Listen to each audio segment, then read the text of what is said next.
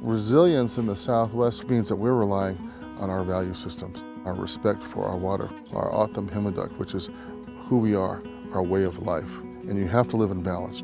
We have experienced in the Colorado River Basin 18 years or more of drought.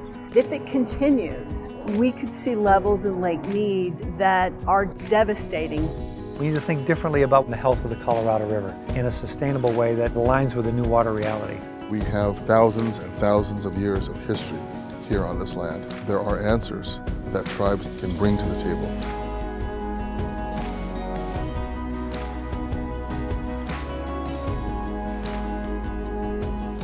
We see ourselves historically from the Hugam as stewards of what we call our Autumn Juvad, our land, our Autumn Shudug, which is our water here.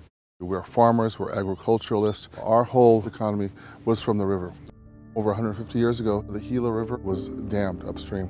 We lost our water, which turned our traditional subsistence patterns upside down, but we persevered.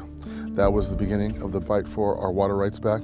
With the resulting Arizona Water Settlement Act, we have one of the largest allocations of Colorado River water, and it gives us a significant amount of water to revitalize our agricultural sector.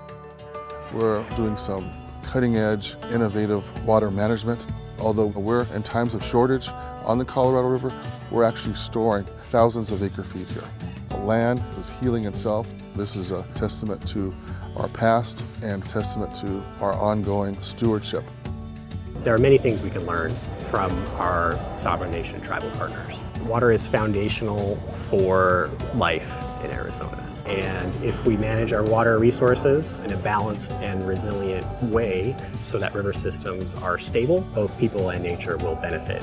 Tribal entities have a different kind of view than traditionally water managers view water and the river and the riparian habitat. Their recreation of the river through parts of the reservation gives them flexibility to do things like the conservation they're doing in Lake Mead.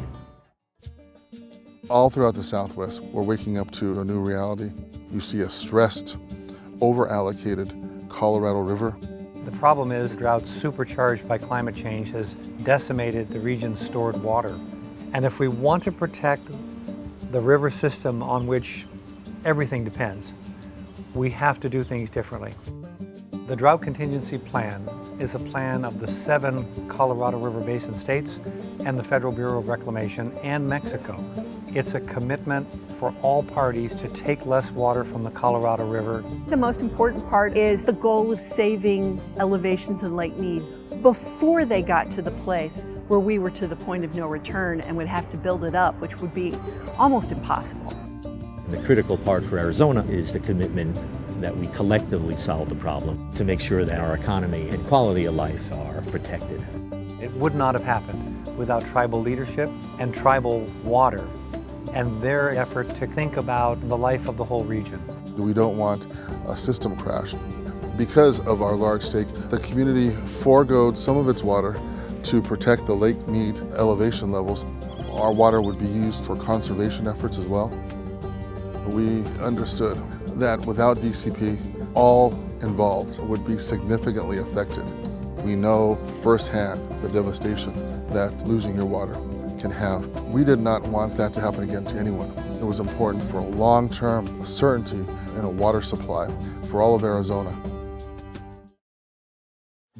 We can't be sustainable in the desert Southwest unless we understand that water is a very scarce and precious resource. This effort, it's a watershed moment. We have to come together and innovate and make trade-offs for the health of the river system. So that rivers continue to flow and that they continue to benefit people and nature even as we deal with drought and climate change. Whether it's on the dry end or on the wetter end, as conditions change, to adapt to those changes.